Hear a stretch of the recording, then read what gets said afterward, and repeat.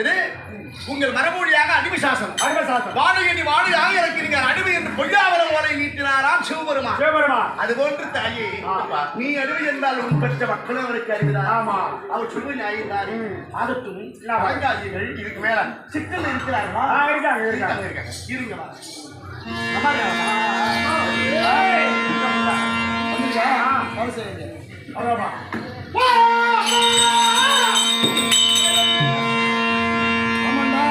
நீ அம்மா சின்ன அம்மா அம்மா